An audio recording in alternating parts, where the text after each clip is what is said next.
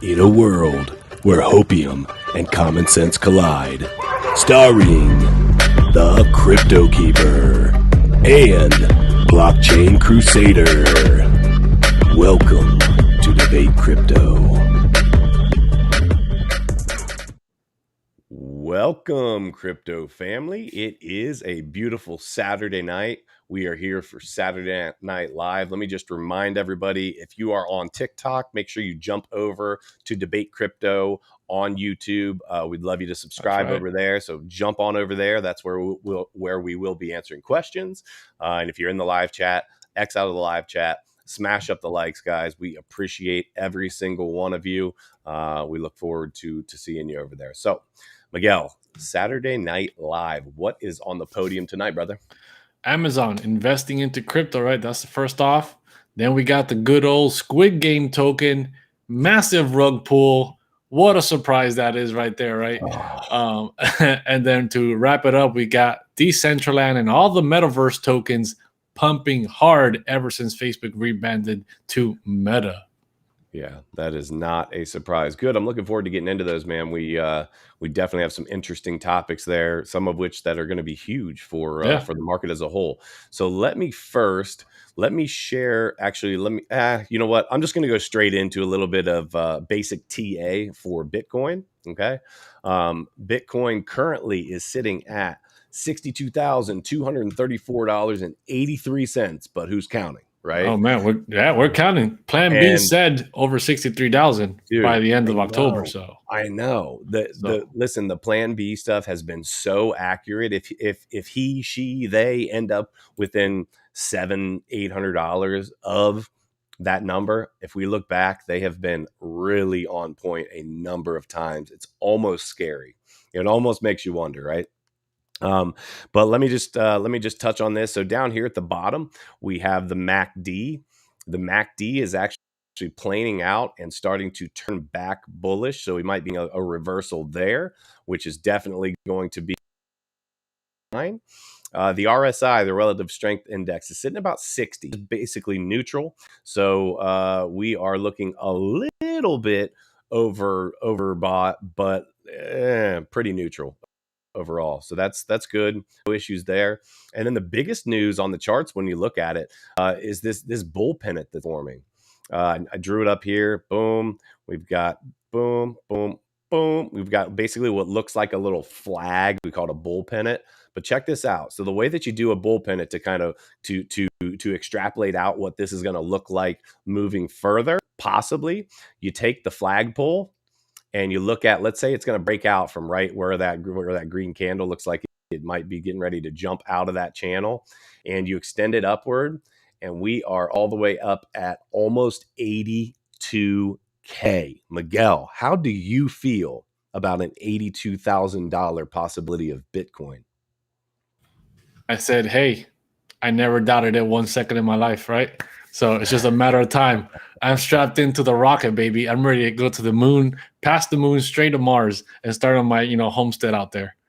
So you've been strapped to that market or strapped to that rocket for a long time, brother. No doubts in my mind that we're ever going to reach those price points. Yeah, no doubt, dude. I know it's going to happen. There's no question in my mind. The question becomes, how fast does it get there? Where is it headed from there, right? And I think it's going to be soon. I think that we are headed for a huge run. No matter what happens, I think we have a huge run coming. Oh, dude, 100%. Like I was saying, right? Back when Bitcoin was at high 20s, low 30s, everybody thought it was all over. Yep. Never had a doubt in my mind that we were going to recover from that, right? That 50% retracement was pure manipulation. It's part of the game when institutions are playing with the high volatility. We were heating up way too quickly, way too early in the bull market. And, we had a gigantic retracement and it caught everybody off guard. And nobody was expecting such a quick heat up in the market early on, right? And it's kind of what CVO has always mentioned, that the patterns stay the same. It just looks a little different every time, which confuses people. So we had an early run up. And then we thought, well, now that we've crashed, that must be it. This is all over. But historically, you know, the pattern for the bull market for Bitcoin wasn't going to be over anytime soon, and it was still going to have a comeback, and we're about to see that right now. Well, we've been seeing it. This, Miguel. What did we say was going to happen when we were down around 30K? What did we say? Dollar cost average, baby. Dollar cost average, buy the dip, because it was only a matter of time before we saw a massive recovery. Right? We saw ETH at like $1,600, $1,700 during the summer. We saw Bitcoin all the way down at 28, 27. Yes, we did. You know, Cardano was like $1 or less again. Yes, we did. We saw massive, massive fire sales for all cryptos. Everybody was pooping their pants and didn't know what they were going to do, right? And that comes with inexperience. So it's understandable. My first cycle, right, that happened, and I also pooped my pants. I didn't know what was going on, all right? But, you know, I figured it out with time. So it's just part of the learning curve. You know, speaking of learning curve, we have a lot of new people in the market, and they're coming in and being introduced. You guys have heard us talk about it quite a bit, but they're coming in and being introduced to the markets with these meme coins. So I'm going to start off with an article right here. It says, users not able to sell Squid Game token, clocking 45,000% gains. Pause. Surprise. I literally you took the words out of my mouth. I was going to say surprise. Now, what is this? Let me read this real quick. A new token inspired by popular Netflix show Squid Game has posted 45,000% growth in a few days after launch earlier this week, but multiple investors are reportedly unable to sell the token. Pause. As it relates to these meme coins, we always talk about whether it's Shiba, whether it's Doge, whether it's Elon Mars or Elon Gate or Sanchu Inu or whatever it is, right? One of the big problems is, even if it's not an actual rug pull, a rug pull for the new investor, let me tell you what that is. A rug pull is basically where a project gets pumped up, and then a few people hold most all of the liquidity. They hold most all of the money, and then they take all their funds out, and it just rocks it back down towards zero. And then there's just not enough money to get out of the project. So even if it's not a rug pull, part of the problem with some of these meme tokens, besides the crazy volatility, is just the actual liquidity. And what I mean by that is being able to get in and out of the token, even if it's not a rug pull, even if it's not a flat out scam. Some of these come out and you put a bunch of money into them and you see it absolutely moon. The problem is you have to have a buyer and a seller. And if there's not enough money on the, on the token, right, you can't sell. The liquidity is not there to get in and out of it. This looks like it was a rug pull. But keep in mind, you can have massive gains that you can ultimately get stuck with, and that is not a good feeling. It says the cryptocurrency community has been accusing the Squid token of being a scam amid reports that some investors are not able to withdraw the token on major decentralized exchange PancakeSwap. We have received multiple reports that the users are not able to sell this token in PancakeSwap. Please exercise caution while trading. Major crypto tracking website CoinMarketCap noted in a warning about Squid token on its website. According to CMC, it's CoinMarketCap, PancakeSwap is the only market available for trading Squid at the time of writing. The token is trading at $5.71 and is among the top gainers on CoinMarketCap with a daily trading volume of $7 million. It goes further into this and basically says that the Squid Game token founders, which are mentioned on the website, are not on major professional network LinkedIn.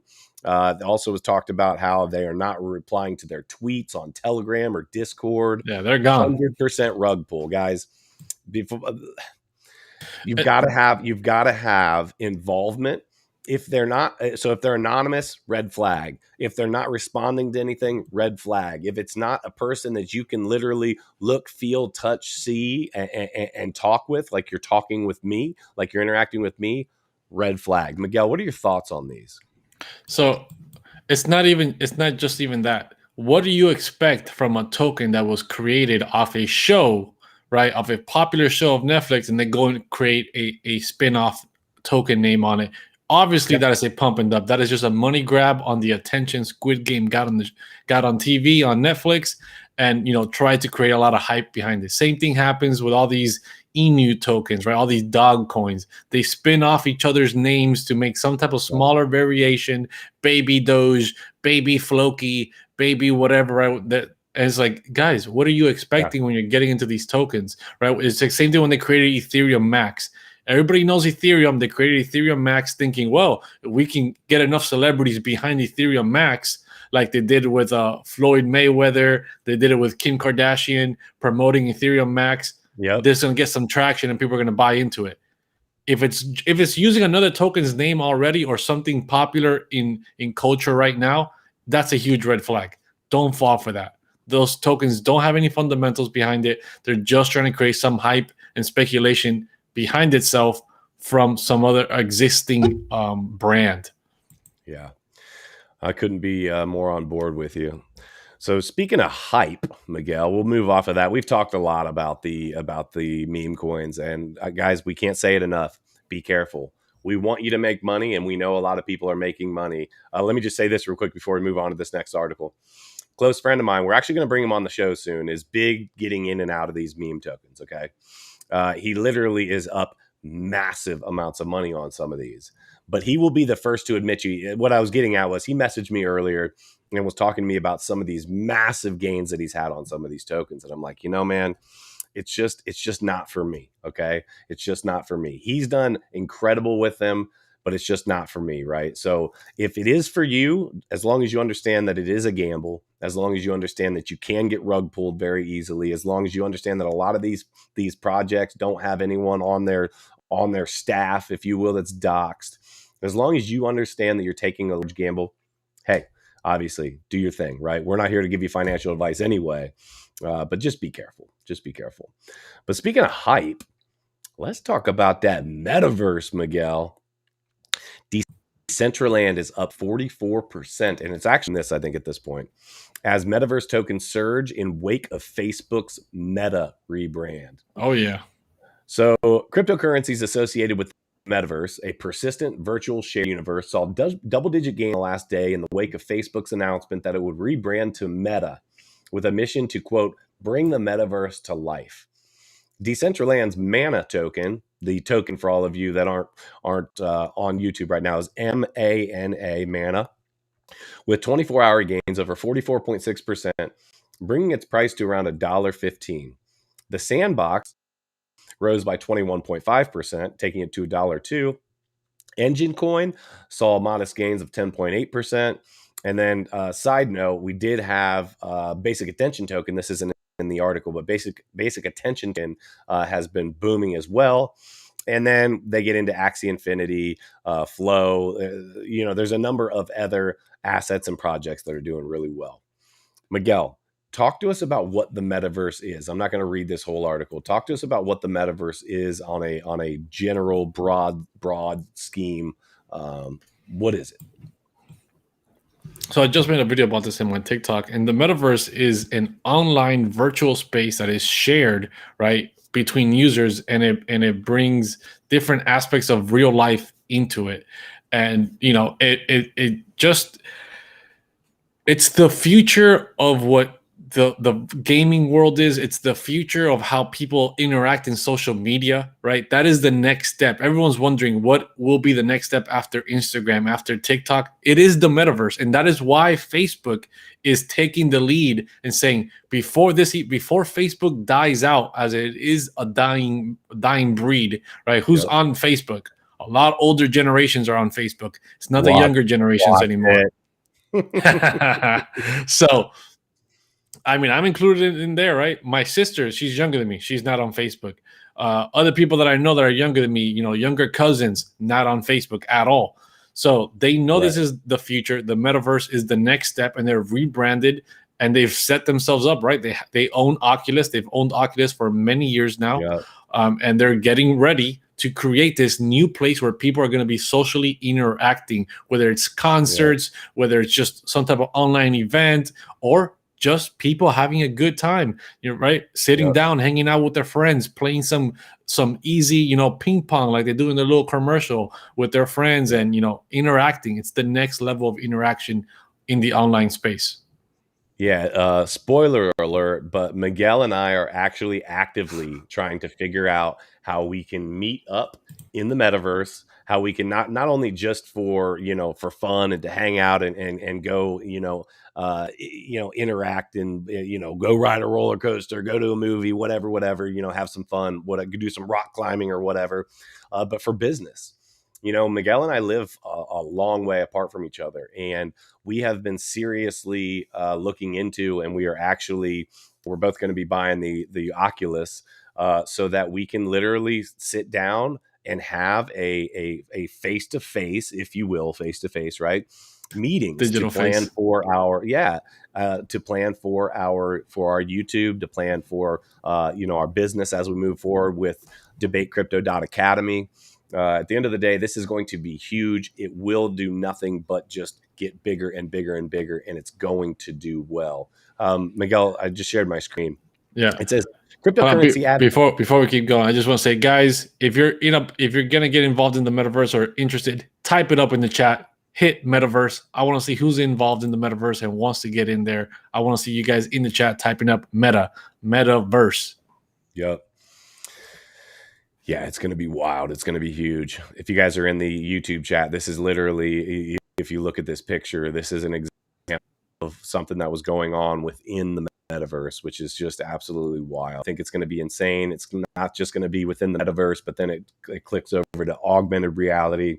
There's a whole new meaning for what our world is going to look, businesses are going to look like moving forward. These interactions in the metaverse are literally going to be able to pull over into real life. And what I mean is that, I can pull up messages that are coming through. I can do a business transaction. I can meet with somebody that, is all the way across the country and be able to have that kind of face-to-face, that more personalized interaction, all of that. And then we can order things, right? Facebook's in it, they got their marketplace and this, that, and the third. We'll be able to be in the metaverse, take a look at something, go over X, Y, Z, and then actually have it show up at your doorstep. It's going to be wild, and it is happening. If you guys don't think it's happening, your eyes are closed, because it is happening. Yeah. So it says cryptocurrency advocates have seized on the metaverse as a perfect use case for crypto, with non-fungible tokens, NFTs, enabling metaverse users to take ownership of digital objects such as virtual clothing for avatars and plots of in-game land. Ultimately, they envisage users being able to migrate digital objects between metaverse platforms. So a user could, for example, buy NFT clothing for their avatar on one platform, let's say Decentraland, and take it with them to another, let's say the Sandbox. That, Miguel, is where it's going to get wild. And people are going to be, as you say, flexing their NFTs. They're going to be flexing their clothing in the metaverse, just like they do today on the streets. I mean, I'm amped up for it. I will say, Miguel, I'm a big people person. I'm really like a personal interaction type, but I think that it can advance our business, Miguel. So I'm super excited about that. Yeah. And I think that it's new, it's hip, it's different, and it is a step forward in our technological future. It might be a little bit scary, but change is always scary, Miguel. I think you would agree with that. Yeah, I definitely agree with that. Right. I'm super pumped about the metaverse getting the attention that it deserves right now. And I think it's going to be the next biggest thing by the end of this decade. The metaverse is going to be the biggest focus in gaming, right? Play to earn, all these things combining. That's going to be the next big thing that happens outside of this decade. This previous decade was all about social media, right? Instagram, Facebook, TikTok, and all the other social medias that come out, Snapchat. Now we're going to be seeing metaverse. That is the next step in this decade. But, it's Facebook. It is Facebook doing it. So that is a double-edged sword that, is getting us right there, because at the end of the day, I honestly don't believe that they're going to have real NFT ownership on their metaverse. They're going to do amazing things for the metaverse. The metaverse is going to look amazing, very interactive, but I don't think that they're going to have real ownership of any kind, whether it's digital land or digital NFTs of any kind. I think they're just going to sell you because because it's Facebook? it doesn't go. It's Facebook. It doesn't go with them giving you ownership of anything, right? They want you to buy. They're going to sell you things, right? They're going to sell you stuff for your avatar, but it's going to be more of a Call of Duty, Fortnite kind of thing where you buy the skin and everybody can buy the skin. There's not going to be a one of anything on there, and there's not going to be a true ownership of, well, I own this skin. I can probably transfer it over to some other metaverses or some other places. It's going to be an encapsulated world of Facebook. But then hold on a second though. Let me ask you then, Miguel. So I'm going to push back on that a little bit. Yes, I agree with you as it relates to Facebook.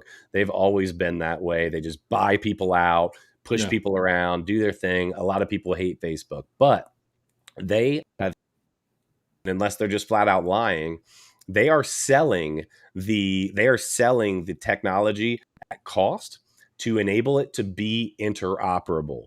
So if they're at least doing that, they're saying, okay, we're willing to play with others, but as I say that out loud, that almost screams to me, hey, we're going to play with others until you're no longer useful to us, and then we will you out or crush you, one of the two. Yes. And right as I started to say that out loud, I was like, wow, that's a pretty ingenious idea. That's like me saying, exactly, hey guys, come on to our show, this, that, and the third, and then the moment that you don't benefit us anymore, we basically are like, yep, okay, see ya, right? They know that they're late to the game. There's been other things happening in the metaverse before them, and now they come up with open arms, like, we want to welcome everybody. We want to be another kid on the block and join with everyone else and hold hands and play and get along. But the minute that they grow faster than the rest, they're going to be like, whoa, I'm the boss now. You guys are done. Get out of here. I don't need you guys anymore. I've taken over the space now. And that's the problem. And they don't believe in ownership. They don't believe in they believe in censorship. So they believe in control over the metaverse.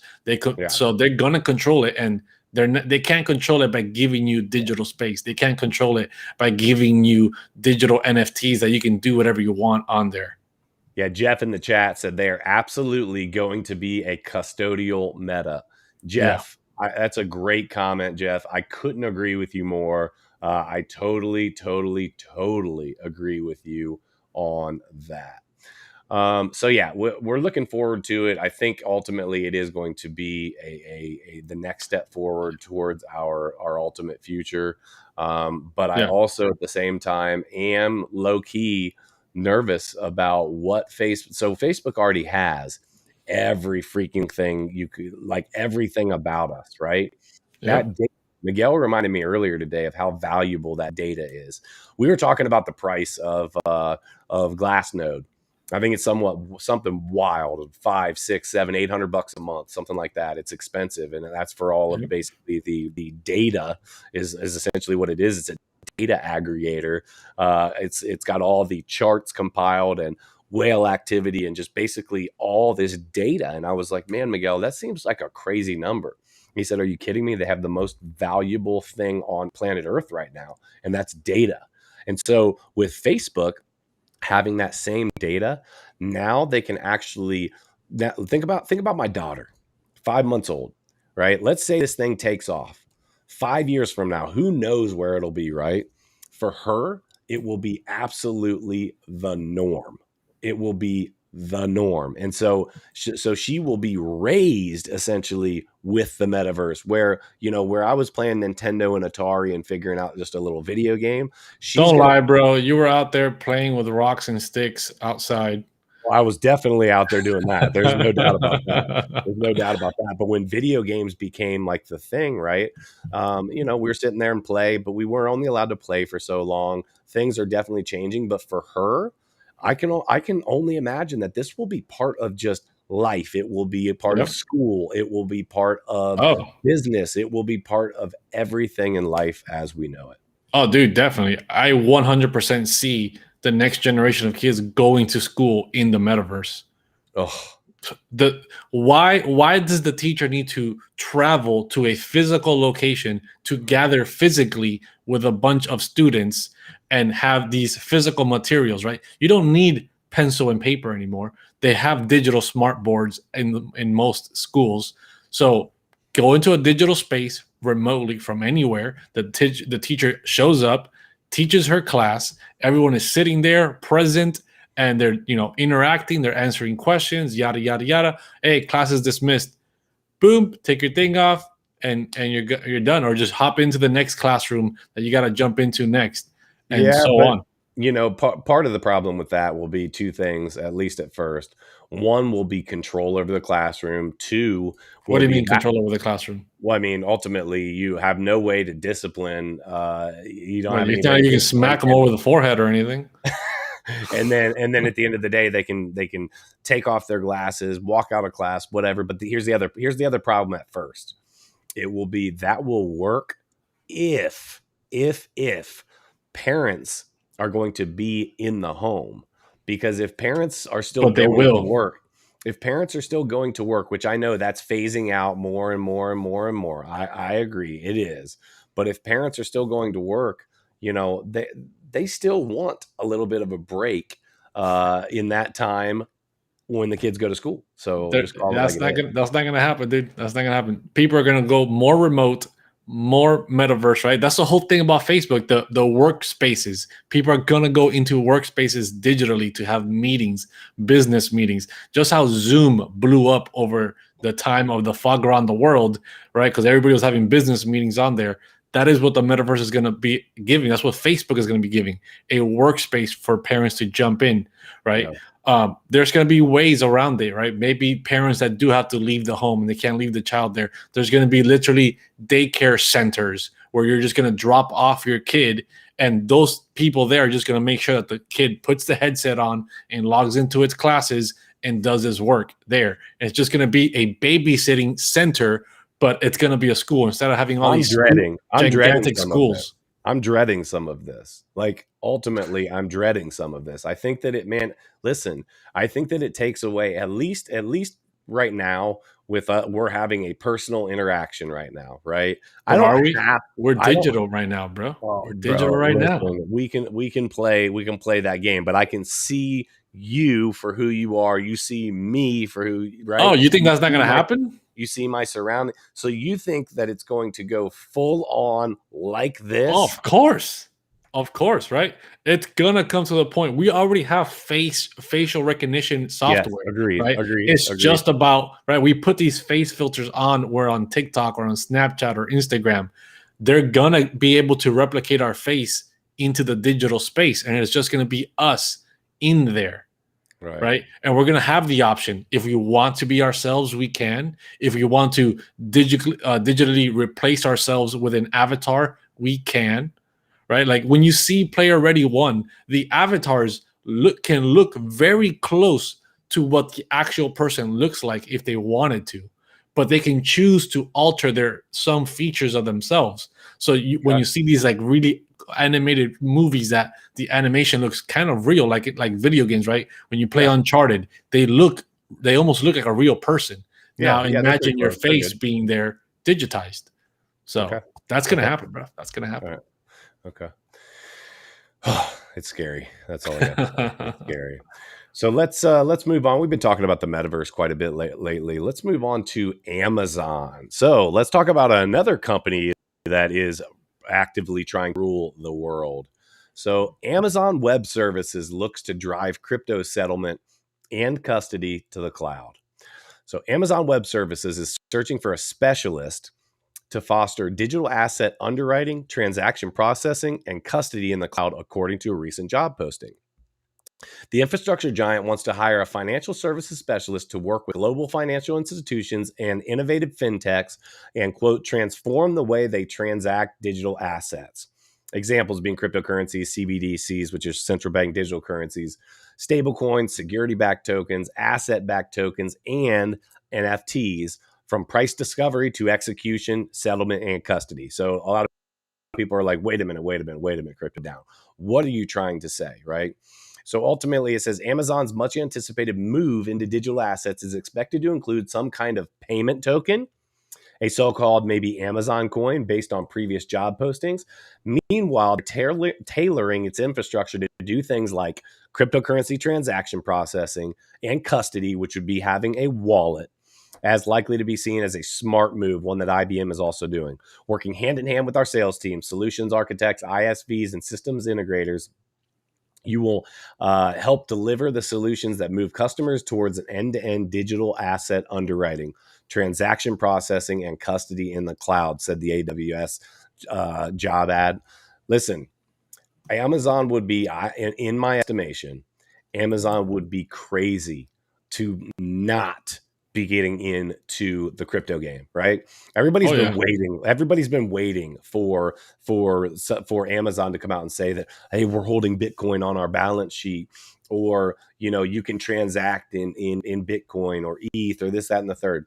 I believe because of the sheer size and money and control that Amazon is able to exert over the world right now, I believe that even though it would be easier to absorb a number of different cryptocurrencies and just use them, I believe that they are going to be in bed with the government. I think they will be using CBDCs. They already are, by the way. I think they'll be using blockchain technology, but I think they are going to be pushing more and more towards it being theirs, that they might be stealing some of the open source protocol that is on these networks. But I think that they're going to be pushing really hard to use their own thing and not somebody else's. What are your thoughts, Miguel?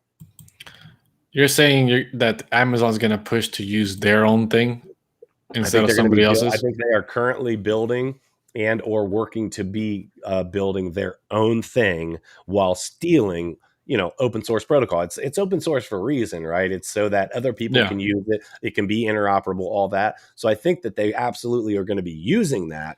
But I guess what I'm suggesting is I think that you are going to see two things. I think you're going to see, from the government aspect, you're going to see central bank digital currencies being transacted because Amazon is so massive.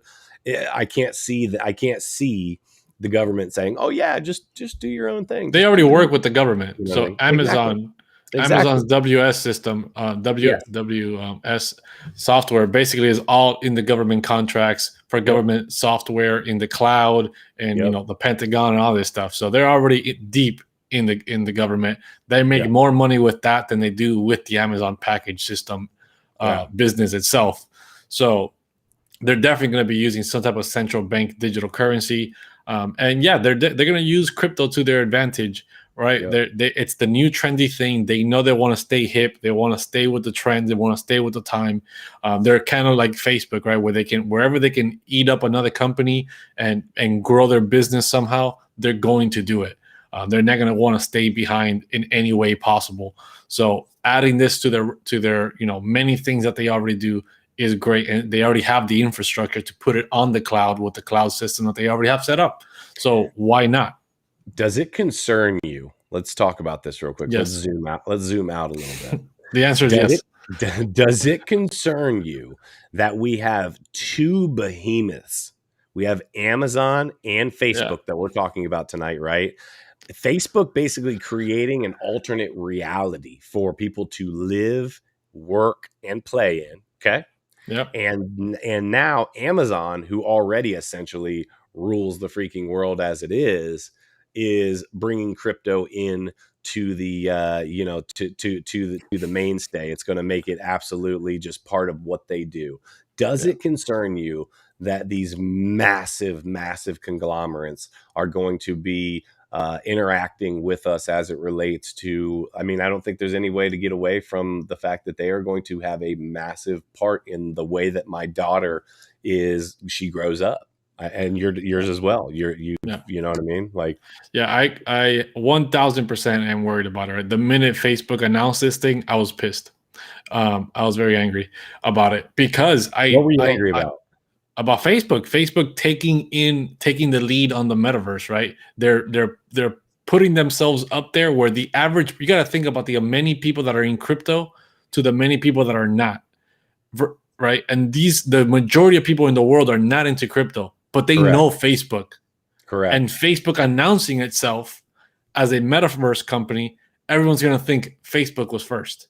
Facebook is the leader in the pack, and it's the way to go. It's the thing to trust, not Decentraland, not these other metaverses out there that we've never heard of that Which are, work by with. the way, huge. There's just not that many people in Yes. the crypto space. Yeah. Okay. Yeah. So for that reason, them rebranding themselves like that, not just saying, well, we're going to release a metaverse product. No, their whole company is now metaverse. Their company's name is the word. It's half of the word of what it is. So they're eating up a gigantic portion of the market right there.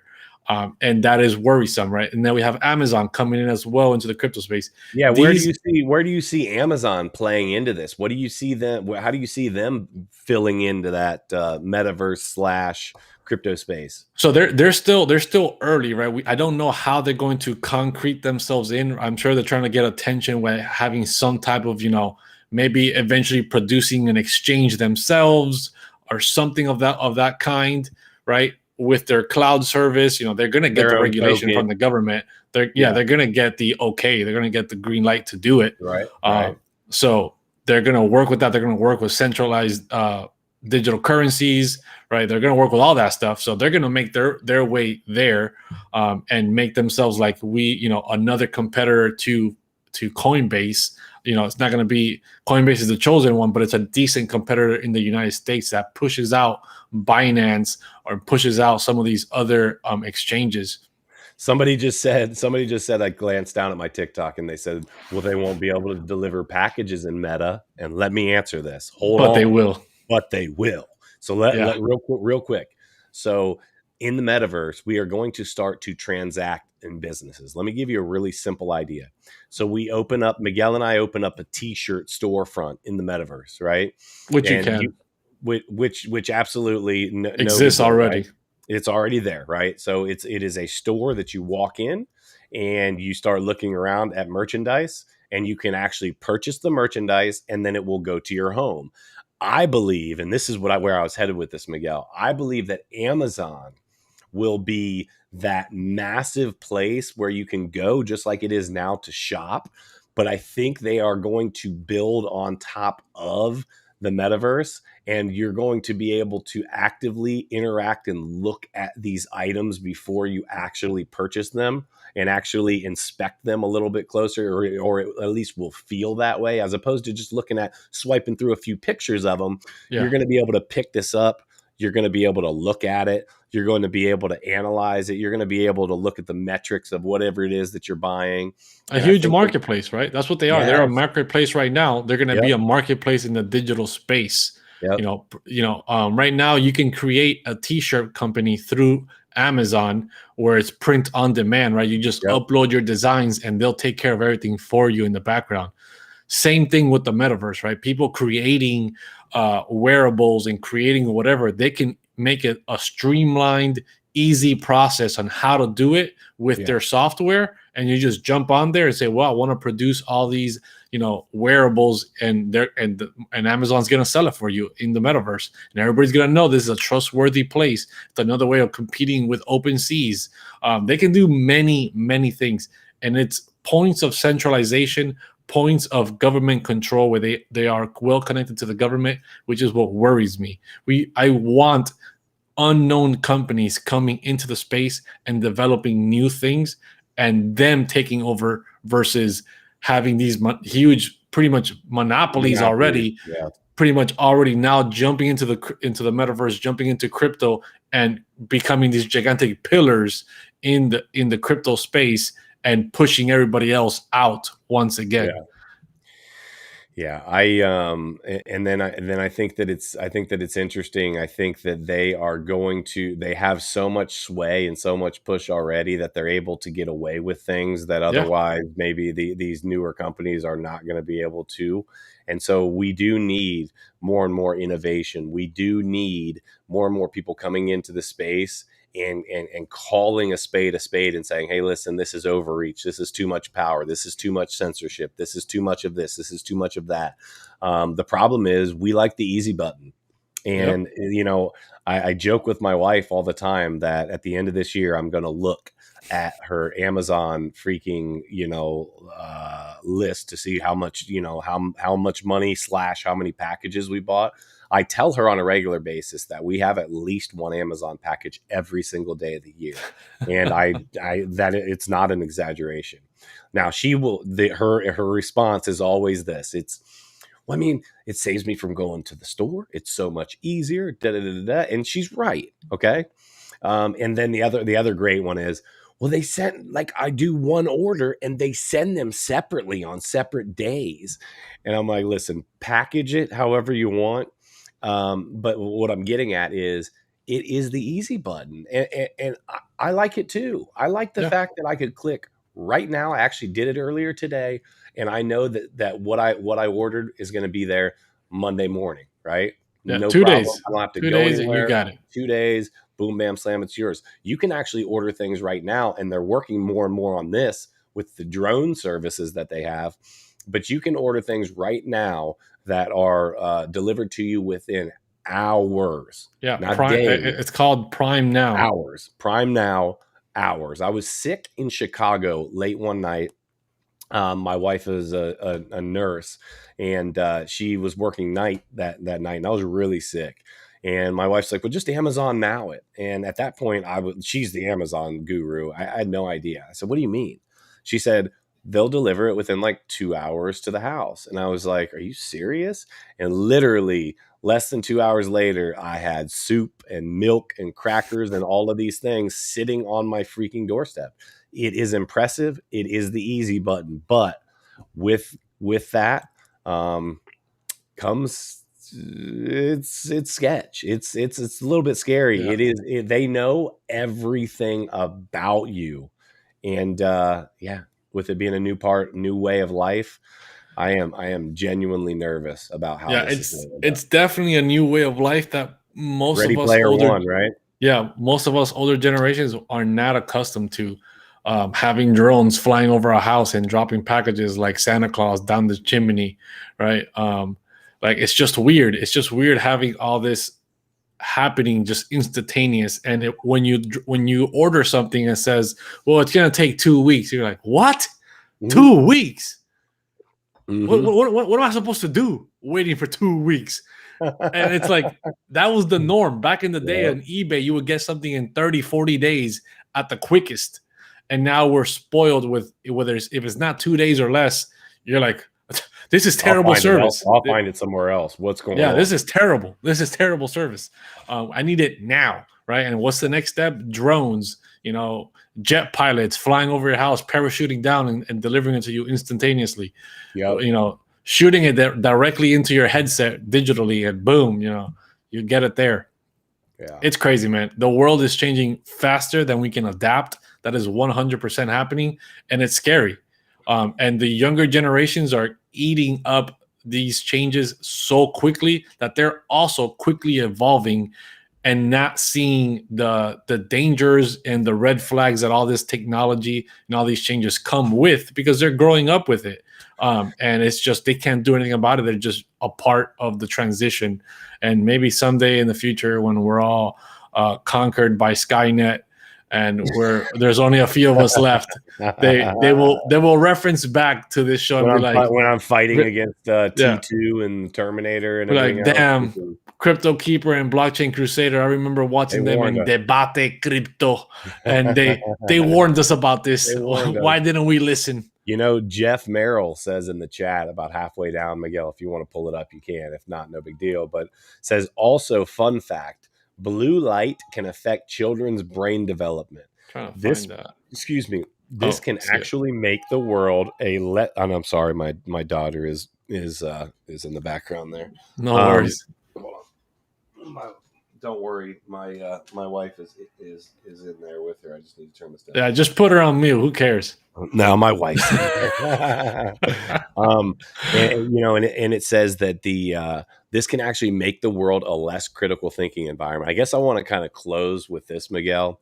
That's the type of thing that worries me. Okay, so I was listening to clips earlier today on a live stream, and he was talking about how when you put on like metaverse goggles, right? Yeah, your your cognitive abilities all the way up to and including like your dreams, the way that he was talking about lucid dreams when we talked to him earlier as well, Miguel.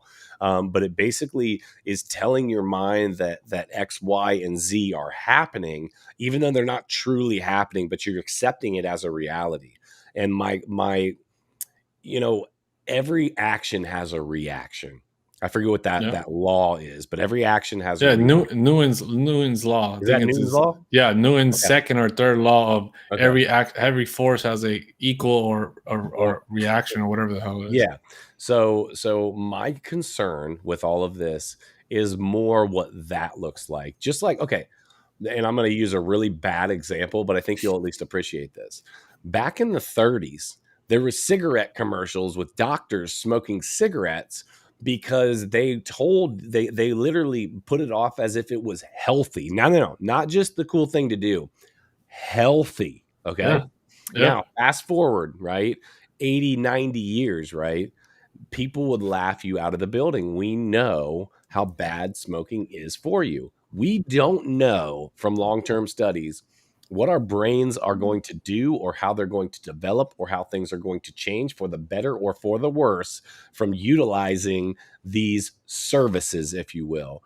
So it does worry me a little bit. And then also on a simple basic level, I feel like when people see each other in person, once this becomes just so norm, it's going to kill some of the social interaction. I think people are going to be socially awkward. I think they're going to be uncomfortable around each other. I really, really am praying for our world as we take this next step forward, because I think that we're going to need prayer. You know what I mean? I think that things are going to be interesting.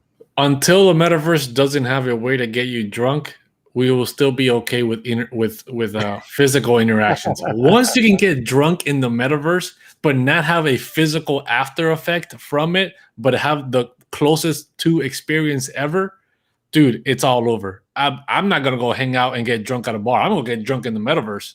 I'll get drunk there, and then when I wake up, I'll be fine. I know that I won't actually be drunk. Right? And it reminds me of the movie Demolition Man. Have you ever seen that movie? Yes. I'm sure you have.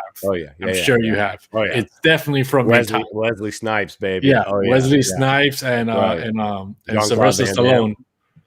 Huh? Oh no, Sylvester Stallone. Sylvester Stallone. Yeah. Rocky. It's a great. That's a good movie. And he's interacting with that female on there, and they were gonna have sexual intercourse. And what do they do? I think they used either a headset or they used some type of some type of lucid dreaming situation, because they didn't want liquid, their bodily liquid fluids to actually, that was dirty. Ew, we don't do that anymore. It's way safer this way. Bob wants to know if you can get a DWI in the metaverse. Only if you're driving drones. It's gonna. Miguel, we talked about the fact that we are going to be meeting in the metaverse. We're going to end up doing live streams from the metaverse.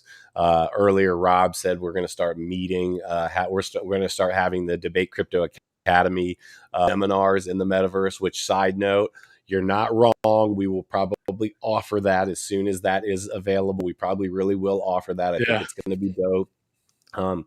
Life is changing as we know it, and I just want to, I don't need to be on the cutting edge with everything, but now that I'm a father, and I don't know why I do know why now, just because this experience, I want to be able to experience and see what's going on so that I can make better decisions, not just for myself, but obviously for my daughter moving forward. I want to know what's going on. I don't want to be the that says, I don't know anything that's going on there. I have no idea what you can do. I don't know how to do it. This, third. I want to be informed as to what's going on. And I think it's going to be a really interesting, 10 years, not to mention the fact that our crypto bags are going to be jumping. Yeah. So yeah, guys, if you're in the live chat, X out for us. Would you please take 1 second, guys? X out a live chat. Smash up the likes. We appreciate all the interaction. For everyone on TikTok, make sure you go over to Debate Crypto. No spaces, just Debate Crypto, and check us out there. If you're looking for more of a community, we have debatecrypto.academy. What we have started to do is we just put that up on the YouTube's screen there. We have got together a community of people that does a number of different things, but we are learning. We're all about education and game planning. So many people are coming into the space not educated, and they don't have a game plan. So if you are looking for education and game planning, we are where it's at. Debatecrypto.academy. If you do the all-in package, we are in seminars every single week. Tomorrow, we're going to be doing a full-on seminar about wallets, right? Software wallets, hardware wallets. We're going to be setting one up live. Yeah. Guys, it is a learning experience, and the learning is what propels you to be able to take that next step in your financial freedom. And it's super important. So yeah, 100%. If no one's told you before today, we love you. Yes, sir. We hope you guys have a wonderful night. And until next time, hodl like it's